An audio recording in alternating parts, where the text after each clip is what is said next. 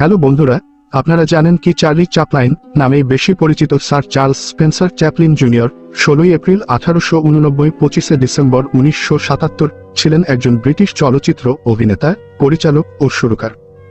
Hollywood চলচ্চিত্র শিল্পের শুরুর সময় থেকে মধ্যকাল পর্যন্ত তিনি তার অভিনয় ও পরিচালনা দিয়ে সাফল্যের শিখরে আরোহণ করেন।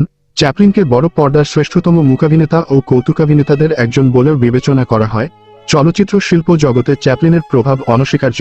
ভিক্টোরীয় যুগে তার শৈশব থেকে 1977 সালে তার মৃত্যুর এক বছর পূর্ব পর্যন্ত তার কর্মজীবনের ব্যক্তি প্রায় 75 বছর, এবং এই সময়ে তার বর্ণাঢ্য ব্যক্তিজীবন ও সমাজজীবনে খ্যাতি ও বিতর্ক দুই নিম্ন থেকে শীর্ষবিন্দু ছুঁয়ে গেছে। চার্লি এর জন্ম চার্লস স্পেন্সার চ্যাপলিন 16 এপ্রিল 1889, মৃত্যু 25 ডিসেম্বর 1977, বয়স 88। ভেবি ভাগ, সুইজারল্যান্ড জাতীয়তা, ব্রিটিশ পেশা অভিনেতা, পরিচালক, সুরকার, চিত্রনাট্যকার, প্রযোজক, সম্পাদক, কৌতুকাভিনয়, কর্মজীবন, মাধ্যম চলচ্চিত্র অভিনেতা, অনুকরণ ধরন স্ল্যাপস্টিক, মূকাভিনয়, দৃশ্যমান হাস্যরস প্রভাবিত করেছেন Milton Braille. Rowan Atkinson Johnny Chaplin লন্ডনে প্রচণ্ড দারিদ্র্য ও কষ্টের মধ্য দিয়ে শৈশব অতিবাহিত করেন।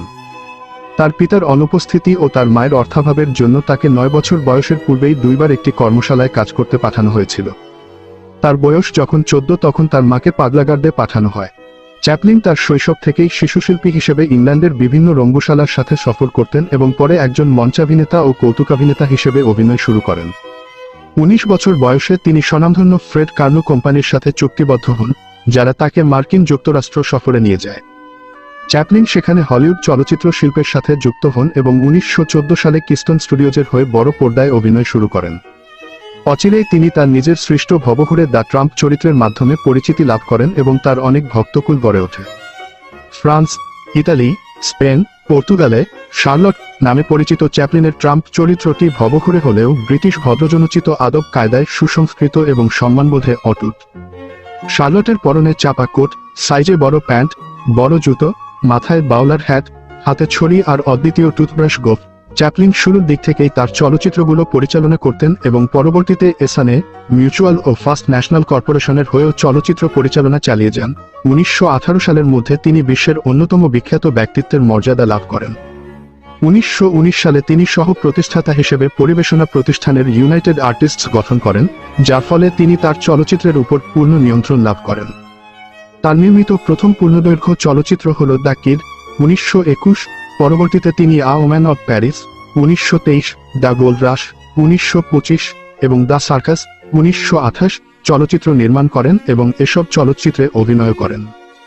1930-এর দশকে তিনি সবাক চলচ্চিত্র নির্মাণ করার প্রস্তাব ফিরিয়ে দেন এবং নির্বাক সিটি লাইটস 1931 ও মডার্ন টাইমস 1936 নির্মাণ করে প্রশংসিত হন। চ্যাপলিন তার পরবর্তী চলচ্চিত্র দ্য গ্রেট ডিক্টেটর 1940 এ অতিমাত্রায় রাজনৈতিক হয়ে ওঠেন এবং আডলফ হিটলারকে ব্যঙ্গ করেন। 1940-এর দশকে চ্যাপলিনকে নিয়ে বিতর্ক শুরু হয় এবং তার জনপ্রিয়তা কমতে থাকে। তিনি সমাজতান্ত্রিকদের প্রতি সহানুভূতিসম্পন্ন বলে অভিযোগ ওঠে। পাশাপাশি তার বিরুদ্ধে পিতৃত্বের মামলা চলাকালে তিনি কম বয়সী অপর এক মহিলাকে বিয়ে করায় তাকে নিয়ে নেতিবাচক প্রচারণা শুরু হয়। তার বিরুদ্ধে এফবিআই এর তদন্ত শুরু হলে তিনি মার্কিন যুক্তরাষ্ট্র ছেড়ে সুইজারল্যান্ডে চলে যান এবং সেখানে বসবাস শুরু করেন। তিনি তার পরবর্তী চলচ্চিত্রগুলোতে তার ট্রাম্প সত্তা বিসর্জন দেন এবং মর্সিয়ে ভেদু 1947, limelight 1952, a king in new York 1957 এবং আ কাউন্টেস ফ্রম হংকং 1967 চলচ্চিত্র নির্মাণ করেন। নির্বাক চলচ্চিত্র যুগের অন্যতম মৌলিক ও প্রভাবশালী ব্যক্তিত্ব চ্যাপলিন নিজের ছবিতে নিজেই অভিনয় করতেন এবং চিত্রনাট্য ও সংলাপ রচনা, পরিচালনা, প্রযোজনা এমনকি সঙ্গীত পরিচালনাও করতেন।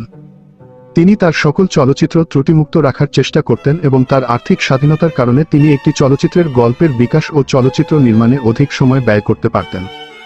তার চলচ্চিত্রগুলোতে বৈরিতার সাথে দ্য ট্রাম্পের সংগ্রামের করুণ রসের সাথে স্ল্যাপস্টিক হাস্যরস বিদ্যমান ছিল।